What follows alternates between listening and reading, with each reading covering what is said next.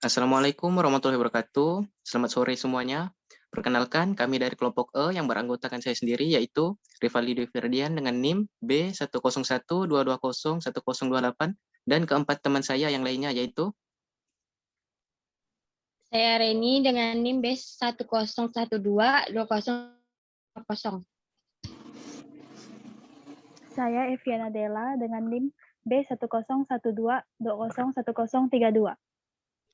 Saya Elizabeth Angela Putri dengan NIM B101220101052. Saya dengan NIM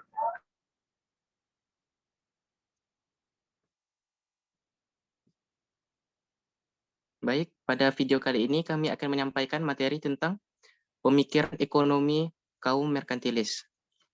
Tujuan pembelajaran. Setelah mempelajari konsep pemikiran ekonomi kaum merkantilis, mahasiswa mampu menganalisis inti pemikiran ekonomi para tokoh-tokoh kaum merkantilisme, kemudian memberikan pandangan kritis dan objektif terhadap kesesuaian implementasi kebijakan ekonomi saat ini, baik secara global maupun nasional. Pertama, perkembangan pemikiran ekonomi kaum merkantilis. Merkantilisme adalah suatu teori kaum yang menyatakan bahwa kesejahteraan suatu negara hanya ditentukan oleh banyak aset atau modal yang disampaikan oleh negara yang bersangkutan, dan bahwa besarnya volume perdagangan global teramat sangat penting. Aset ekonomi atau modal negara dapat digambarkan secara nyata dengan jumlah kapital, mineral berharga, terutama emas maupun komoditas lainnya, yang dimiliki oleh negara, dan modal ini bisa diperbesar jumlahnya dengan meningkatkan ekspor dan mencegah sebisanya impor, sehingga neraca perdagangan dengan negara lain akan selalu positif. Merkantilisme mengajarkan bahwa pemerintah suatu negara harus mencapai tujuan ini dengan melakukan perlindungan terhadap perekonomiannya, dengan mendorong ekspor, dengan banyak insentif, dan mengurangi impor, biasanya dengan pemberlakuan tarif yang besar. Kebijakan ekonomi yang bekerja dengan mekanisme seperti inilah yang dinamakan dengan ekonomi merkantilisme. Istilah merkantilisme. Merkantilisme itu sendiri berasal dari kata merkan yang berarti pedagang. Menurut paham merkantilisme, setiap negara yang berkeinginan maju harus melakukan perdagangan dengan negara lain, dan bagi penganut merkantilisme, sumber kekayaan negara adalah dari perdagangan luar negeri. Selanjutnya, uang adalah sebagai hasil surplus perdagangan yang menjadi sumber kekuasaan.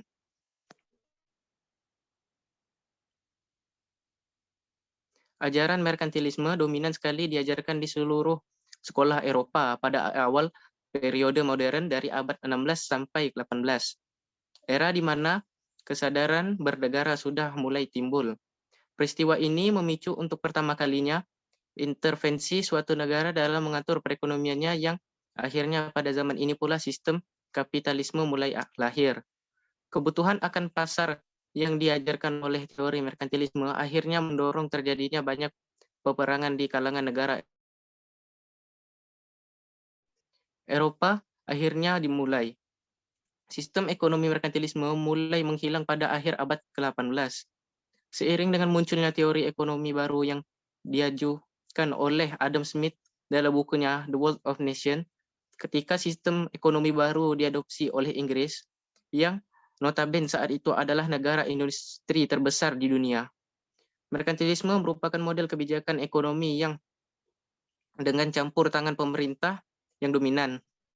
Proteksionisme kolonial ditujukan dengan neraca perdagangan luar negeri yang menguntungkan. Pemikiran-pemikiran ekonomi lahir pada kaum merkantilisme disebabkan adanya pembagian kerja yang timbul di dalam masyarakat. Pembagian kerja secara teknis dan pembagian kerja teritorial yang selanjutnya akan mendorong perdagangan internasional. Pemikiran ekonomi kaum merkantilis merupakan suatu kebijakan yang sangat melindungi industri dalam negeri, tetapi menganjurkan persaingan. Sementara itu terjadi pembatasan-perbatasan yang terkontrol dalam kegiatan perdagangan luar negeri. Kebijakan kependudukan yang mendorong keluarga dengan banyak anak. Kegiatan industri di dalam negeri dengan tingkat upah yang rendah, proteksi industri yang menganjurkan persaingan dalam negeri dengan tingkat upah yang rendah mendorong ekspor. Inti pemikiran merkantilis ini adalah pertama, kekayaan yang paling banyak disukai oleh, karena itu mereka melarang ekspor logam mulia. Yang kedua, negara harus mendorong ekspor dan menumpuk kekayaan dengan merugikan negara lainnya atau negara tetangga. Yang ketiga, dalam kebijakan ekspor-impor, berkeyakinan bahwa perkembangan harus dapat diraih dan dikelola dengan jalan meraih surplus sebesar-besarnya dari penerimaan ekspor barang yang melebihi belanja untuk impor barang. Keempat, kolonisasi dan monopolisasi perdagangan harus benar-benar dapat dilaksanakan secara ketat untuk memelihara keabdian kaum koloni, tunduk dan tergantung kepada negara induk. Yang kelima, penentangan atas biaya pajak dan restriksi intern terhadap mobilitas barang. Keenam, harus dibangun pemerintah pusat yang kuat guna menjamin kebijaksanaan merkantilisme tersebut. Dan ketujuh, pentingnya pertumbuhan penduduk yang tinggi namun disertai dengan sumber daya manusia yang tinggi pula untuk memenuhi kepentingan pemasokan, kepentingan militer serta pengelolaan merkantilisme yang kuat pula. Kebijakan ekonomi lebih bersifat makro. Hal ini berhubungan dengan tujuan proteksi industri di dalam negeri dan menjaga rencana perdagangan yang menguntungkan. Hal ini dilakukan dalam usaha meningkatkan perannya dalam perdagangan internasional dan perluasan kolonialisme. Pelopor teori merkantilisme antara lain Sir William Petty, Thomas Moon, Jane Bodin, David Hume, dan Jean-Baptiste Colbert. Baik, selanjutnya akan dilanjutkan teman saya.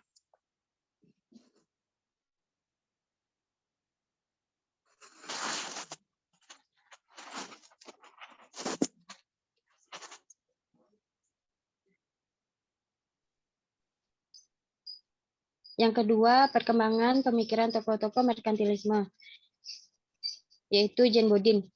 Jean Bodin lahir di Angers, Prancis, dan meninggal pada bulan Juni 1596 di Laon. Bodin adalah seorang filsuf politik Prancis yang mengeksposisi prinsip-prinsip pemerintah yang stabil dan sangat berpengaruh di Eropa pada abad pertengahan untuk memberikan solusi kepada negara-negara menggunakan sistem terpusat. Dia secara luas memperkenalkan konsep kedaulatan hukum dan politik. Pada tahun 1551, Bodin pergi ke Universitas Toulouse untuk belajar hukum perdata. Dia tinggal di sana sebagai mahasiswa dan kemudian mengajar hingga tahun 1561.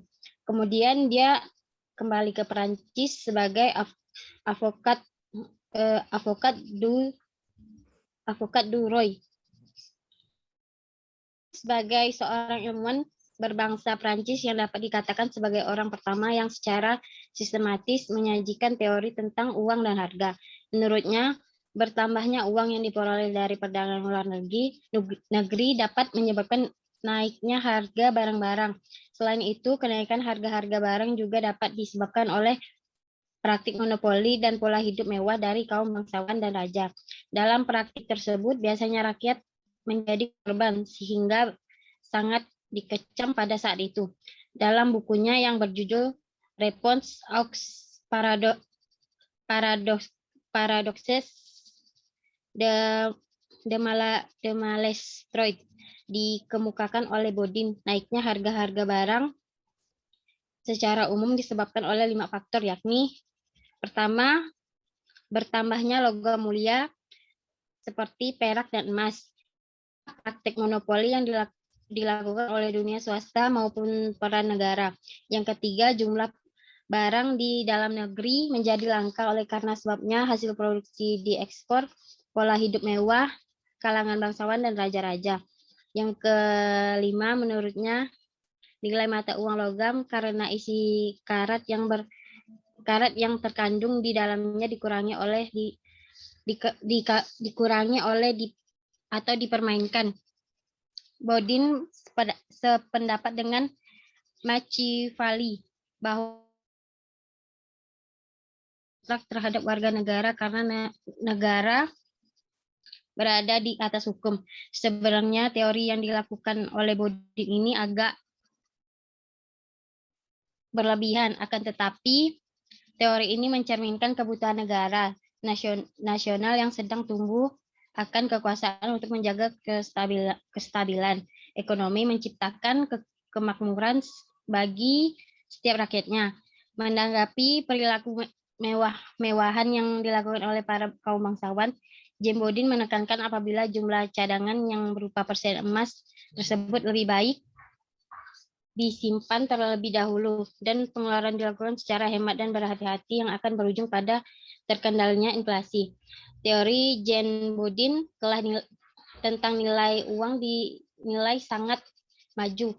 Maka dari itu dalam selang waktu sekitar setengah abad, Irving Fisher menggunakan sebagai dasar teorinya, yakni yang kedua Thomas Mun. Thomas Mun adalah seorang saudagar kaya dari Inggris yang menulis banyak tentang perdagangan luar negeri. Mun merupakan anggota kelompok ekonomi perdagangan Inggris abad ke-17, lebih dikenal sebagai kaum merkantilis yang paling terkenal dan paling dihormati. Kelompok ini menyarankan agar Inggris menggunakan surplus perdagangan untuk memakmurkan negara secara ekonomi. Mun dilahirkan di London, Inggris pada 17 Juni 1571 dan meninggal 21 Juli 1641.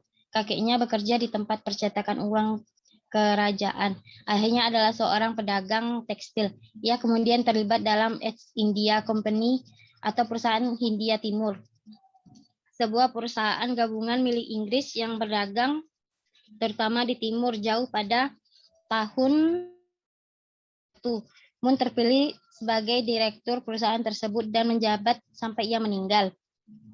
Terdapat karya besar disusun Mun, yaitu berupa buku yang disusun antara lain satu,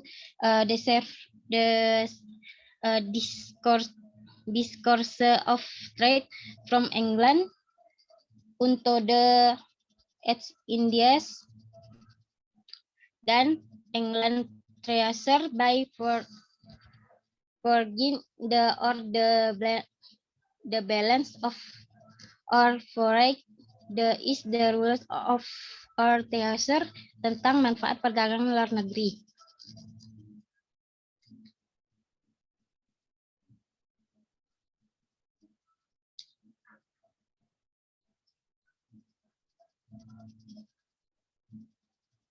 Dalam bukunya yang pertama, yaitu Discourse of the Trade from England unto the East Indies 1621, Mun tidaklah dianggap terlalu merkantilis. Ia menyatakan bahwa negara akan menjadi makmur dengan cara yang sama seperti yang ditempuh oleh sebuah keluarga dengan penghematan dan penyimpan uang lebih banyak ketimbang yang mereka keluarkan. Demikian juga negara dan keluarga akan miskin jika terlalu banyak menghamburkan uang. Mun mempertahankan perusahaan Hindia Timur dari kritik yang menyatakan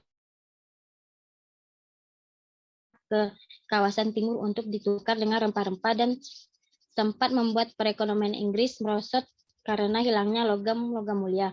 Menurut Mun, ketimbang mendukung surplus perdagangan dan akumulasi emas, Mun justru mengajukan semua argumen yang dipikirnya mampu mendukung perusahaan tersebut. Mun menyatakan bahwa sepanjang perusahaan Hindia Timur menghasilkan uang, tidak akan membuat Inggris bertambah miskin. Mun berpendapat pula bahwa makanan, pakaian, misiu merupakan kebutuhan pokok, sehingga mengimpor barang-barang ini justru akan membuat kemakmuran Inggris meningkat. Di pihak lain, mengimpor barang-barang mewah akan menyebabkan negara kecuali beberapa barang impor yang diolah dan dikembangkan kembali oleh Inggris. untuk kemudian diekspor kembali sehingga akan menghasilkan pemasukan logam mulia ke Inggris. Dalam bukunya yang kedua yaitu Foreign the Trade, the balance of our foreign trade is the rule of our treasure.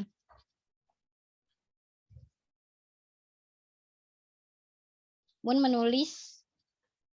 menuliskan pembelaannya terhadap perusahaan Hindia Timur, maka buku keduanya yang diterbitkan sesudah ia meninggal adalah karya yang membuat Mun menjadi pemikir ekonomi awal yang begitu penting.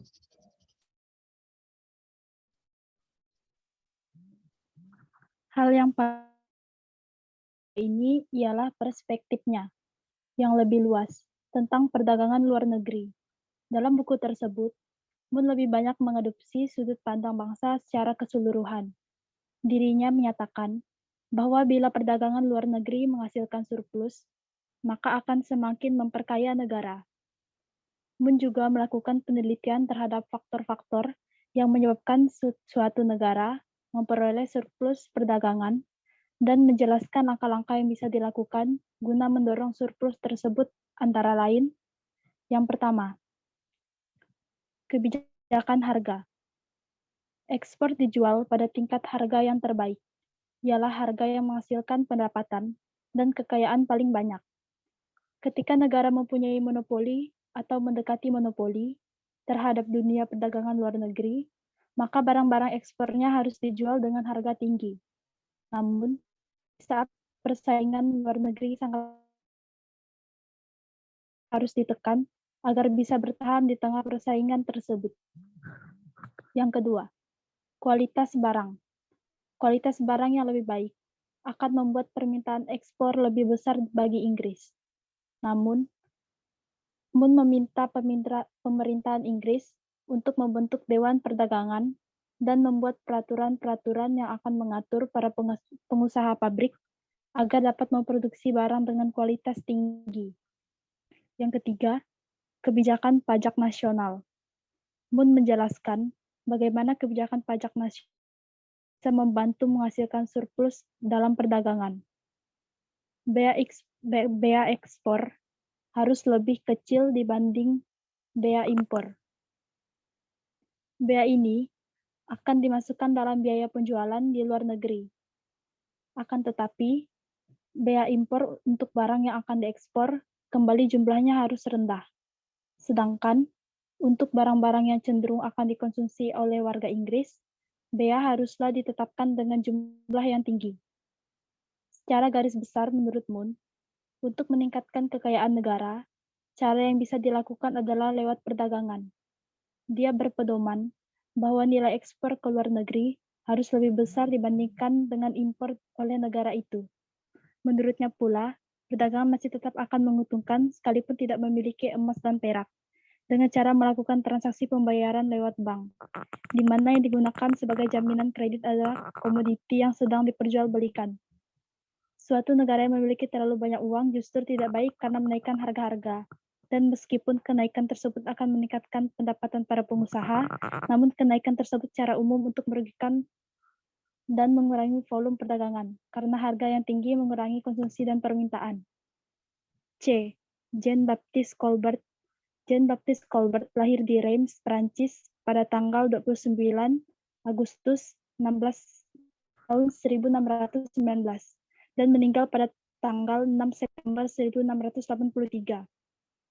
Colbert bukanlah ahli ekonomi, melainkan pejabat negara Prancis dengan kedudukan sebagai menteri utama di bidang ekonomi dan keuangan dalam pemerintah Raja Louis ke-14. Kerja keras dalam rangka penghematan anggaran kerajaan yang tanpa henti membuatnya menjadi menteri yang dihormati. Dia meraih reputasi untuk karyanya yang memperbaiki kondisi manufaktur dan membawa ekonomi Prancis kembali dari ambang kebangkrutan. Sejarawan mencatat bahwa terlepas dari upaya Colbert, Prancis benar-benar menjadi semakin miskin dikarenakan pengeluaran untuk kebutuhan perang sangat berlebihan. Colbert bekerja untuk menciptakan keseimbangan perdagangan yang menguntungkan untuk meningkatkan kepemilikan oleh kolonial Prancis. Pada saat itu, Perdagangan luar negeri dianggap sebagai sumber utama yakni kemakmuran. Sebagai konsekuensinya, dalam praktek ekonomi, banyak terjadi aliansi antara para saudagar dan pengusaha. Pengusaha itu memberi bantuan dan perlindungan berupa monopoli, proteksi, dan keistimewaan lainnya. Pada abad inilah, di Eropa dianggap sebagai zaman kapitalisme saudagar, merekan kapitalis.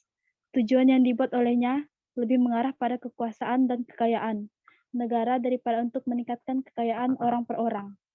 Ia mendorong usaha dalam kerajinan dan perdagangan dengan menekankan pengenaan bea impor, dengan tujuan memberikan subsidi kepada kapal-kapal pengangkut Prancis, memperluas daerah jajahan Prancis, memperbaiki sistem transportasi dalam negeri. Untuk mendukung kebijakan tersebut, dibutuhkan tenaga kerja yang banyak dan murah. Maka, tenaga kerja Prancis dilarang ke luar negeri. Sedangkan imigran dari luar negeri didorong masuk ke dalam negara. Colbert menjamin hak monopoli yang diberikan kepada perusahaan-perusahaan guna mendorong timbulnya perusahaan baru, khususnya untuk perdagangan antar negara. Ia melakukan rangsangan terhadap penemuan-penemuan baru, serta membangun industri-industri percontohan. Ia juga mendorong pengembangan ilmu pengetahuan dengan mendirikan akademi-akademi, perpustakaan, dan memberikan subsidi ke setiap sektor ekonomi. Dalam praktek ekonomi, banyak terjadi aliansi antara para saudagar dengan penguasa. Kaum saudagar di sini memperkuat dan membentuk kedudukan dari penguasa. Penguasa pun memberikan bantuan dan perlindungan berupa monopoli, proteksi, dan keistimewaan lainnya. Pada abad tersebut, Eropa dianggap sebagai kapitalisme komersial, yang kadangkala disebut sebagai kapitalisme saudagar karena kaum saudagarlah yang memegang kendali perekonomian.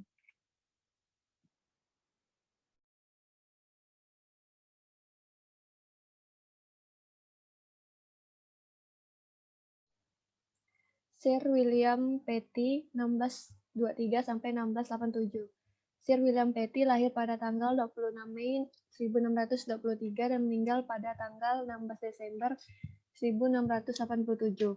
Ia adalah seorang ekonom, ilmuwan, dan filsuf Inggris, anggota parlemen Inggris, dan juga merupakan anggota Piagam Royal Society untuk teorinya tentang ekonomi dan model aritmatika politik, dan kemudian dikaitkan dengan filosofi laissez-faire dalam kaitannya dengan aktivitas pemerintah. Dia diberikan gelar bangsawan Sir, gelar bangsawan Inggris pada tahun 1661. Dia adalah kakek buyut Perdana Menteri William Petty Fitzmaurice. Sebagai ahli akademisi yang mengajar di Oxford University, Sir William banyak menuliskan tentang buku ekonomi politik. Selain itu, Petty juga dikenal sebagai ahli bahasa, dokter, ahli musik, pelaut, dan wakil direktur di suatu akademi. William Petty banyak menulis tentang ekonomi politik. 3 karya utama mengenai ekonomi yaitu Treatise of Tax and Contribution, ditulis pada tahun 1662. Verbum Sapienti 1665 dan Quantopicunque mengenai uang 1682, dan semuanya disusun begitu sangat ringkas. Karya-karya ini mendapat perhatian besar pada tahun 1690-an, terutama pemikirannya yang terkait dengan kontribusi fiskal, kekayaan nasional, jumlah uang beredar, dan kecepatan perputaran uang. Nilai, tingkat suku bunga, perdagangan internasional, dan investasi pemerintah. Tidak heran jika Frederick Engels memberinya gelar The Founder of Modern Political Economy. Kontribusi fiskal menjadi perhatian utama para pembuat kebijakan di abad ke-17. Negara yang bijak tidak akan menghasilkan anggaran lebih, dan pendapatannya atau dapat dikatakan tidak setuju dengan kebijakan defisit anggaran. Pada masa Petty, Inggris terlibat perang dengan Belanda. Pada beberapa bukunya, Petty berusaha menerapkan prinsip-prinsip perpajakan dan pengeluaran publik yang dapat diikuti oleh raja untuk dapat memutuskan bagaimana mengumpulkan uang yang akan digunakan untuk perang. Petty mencantumkan beberapa jenis muatan publik, yaitu pertahanan, pemerintah, pendidikan, pemeliharaan, infrastruktur, atau hal-hal yang bersifat universal. Mengenai masalah pajak, Petty adalah pendukung pajak konsumsi yang pasti. Ia merekomendasikan agar pengambilan pajak harus horizontal atau adil, teratur, dan proporsional. Ia mengecam pajak pemungutan suara karena sangat tidak merata, termasuk cukai bir karena membebani orang miskin secara berlebihan. Aspek penting ekonomi pada saat itu adalah bahwa mereka berubah dari ekonomi barter menjadi ekonomi uang. Terkait hal tersebut, Petty menyadari adanya kelangkaan uang sehingga dia merekomendasikan agar pajak dibayarkan dalam bentuk emas atau perak yang diperkirakan kurang dari 1% kekayaan nasional, karena menurutnya banyak kepentingan yang menggunakan uang. Dalam hal kekayaan nasional, menurut Petty, sangat jelas bahwa kekayaan suatu negara terbentang lebih dari sekadar emas dan perak. Dia memperkirakan bahwa pendapatan pribadi saat itu rata-rata adalah $6 per tahun. Dengan populasi 6 juta, yang berarti bahwa pendapatan nasional kurang lebih akan mencapai $40 juta per tahun. Dari perkiraan Petty tersebut, dikemungkinkan beberapa sektor yang tinggi adalah pada pemilikan tanah, kapal, perkebunan pribadi, dan perumahan. Angka persediaan kekayaan ini kontras dengan jumlah uang yang beredar di mana emas dan perak hanya 6 juta pound sterling. Petty percaya bahwa ada sejumlah uang yang dibutuhkan negara untuk mendorong perdagangan. Oleh sebab itu, menurutnya, suatu negara perlu mengatur jumlah uang beredar. Karena, menurutnya, uang diperlukan dalam jumlah yang secukupnya. Jika lebih atau kurang dari yang diperlukan dapat mendatangkan kemudaratan. Harga untuk uang adalah bunga modal. Dengan demikian, semakin besar jumlah uang beredar, maka bunga modal turun. Hal ini dapat mendorong kegiatan usaha. Jawaban untuk Petty tertulis dalam teori peredaran uang, mengantisipasi teori kuantitas uang yang sering dikatakan oleh John Locke, di mana YP sama dengan MSV. Petty menyatakan bahwa jika ingin meningkatkan Y, pendapatan nasional, maka perlu juga ditingkatkan V, kecepatan uang beredar. Hal ini bisa dilakukan melalui pembentukan bank sebagai lembaga yang mengatur peredaran uang. Terkait pandangan tentang suku bunga, Petty sering mendapatkan kritikan dari pemikiran-pemikir skolastik bahwa suku bunga itu adalah riba. Mengenai fenomena tersebut, menurut Petty, suku bunga merupakan hadiah dari kesabaran yang diberikan pihak pemberi pinjaman. Dalam teori nilai yang dibangunnya, dia menegaskan bahwa tingkat bunga harus sama dengan sewa tanah dan kemudian akan membentuk kesepakatan harga yang kini disebut general equilibrium. Petty berbeda dengan pemikiran tokoh-tokoh lain pada saat itu. Ia menganggap penting arti bekerja atau labor jauh lebih penting dari sumber daya tanah atau land. Bagi Petty, jumlah hari kerja yang menentukan nilai suatu barang, melainkan biaya yang diperlukan untuk menjaga agar para pekerja tersebut agar tetap bekerja. Teori tersebut dituliskan dalam buku yang berjudul A Treatise of Tax and Contribution, 1662. Karya yang lainnya adalah Political Arithmetic, 1676. Dalam karya ini, ia menggambarkan bidang metodologi ekonomi. Dengan terbitnya buku ini, maka studi statistik semakin berkembang di Inggris. Dialah yang mengemukakan pertama kali tentang nilai tenaga kerja yang kurang dimengerti oleh ahli-ahli berikutnya, sampai tokoh kaum klasik yang bernama David Ricardo.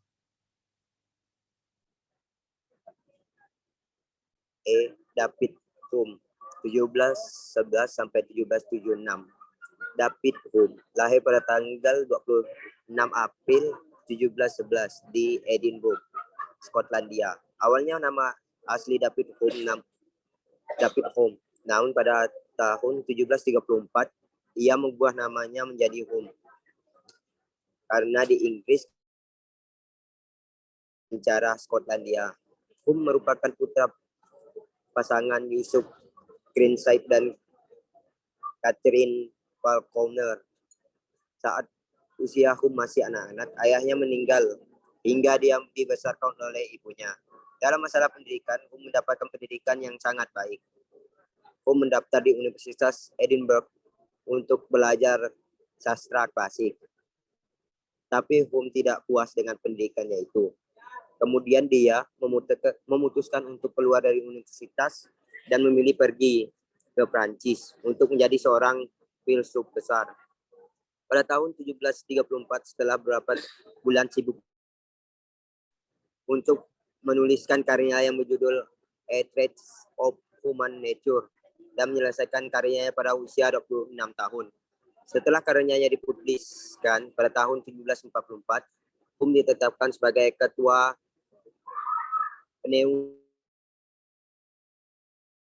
posisinya diberikan William Gordon karena Menteri Edinburgh mengajukan petisi kepada Dewan Kota untuk tidak menunjukkan Hume karena ia dituduh sebagai etis.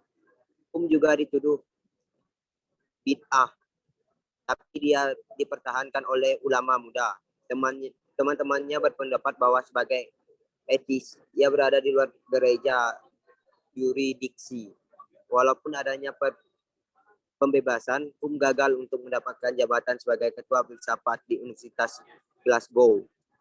Hume wafat pada usia yang ke-65 pada tahun 1776. Di kota kelahirannya, Edinburgh, Skotlandia, sepanjang kehidupannya Hume tidak pernah menikah. Hume sebenarnya adalah kawan dekat Adam Smith, yang sebenarnya lebih dikenal sebagai filsuf daripada pakar ekonomi. Sebagaimanapun juga, terhadap pemikiran-pemikiran ekonomi cukup besar. Hal ini karena Hume dan Smith sering mendiskusikan pandangan of the balance of trade, membicarakan tentang harga-harga yang sebagian dipengaruhi oleh jumlah barang dan sebagian lagi ditentukan oleh jumlah uang. Dalam teorinya, Hume sangat memperhatikan faktor keadilan dan beranggapan bahwa ketidakadilan akan memperlemah suatu negara. Setiap warga negara harus menikmati hasil kerja sesuai dengan kesepakatan yang diperoleh. Jika tidak terjadi keadilan, maka kekayaan yang dimiliki oleh kaum kaya akan didistribusikan lagi ke kaum miskin. Dengan cara itu, maka dapat terlaksana keadilan yang diinginkan oleh Hume tersebut. Adapun kebijakan yang dilakukan oleh kaum merkantilisme di beberapa negara. Kebijakan merkantilisme di Prancis. A. Logam mulia tidak boleh diekspor. B. Imigrasi, yaitu maksudnya tenaga kerja di Prancis diperbolehkan. C. Keluarga-keluarga yang mempunyai anak banyak memperoleh bantuan dari pemerintah. D. Imigrasi memperketat arus penduduk meninggalkan Prancis. E. Kebijakan tenaga kerja dengan tingkat upah yang rendah dan membantu industri-industri baru. Baik, sampai di sini pembelajaran materi tentang pemikiran ekonomi kaum merkantilis. Sekian dari video materi ini yang dapat kami sampaikan. Saya akhiri. Assalamualaikum warahmatullahi wabarakatuh.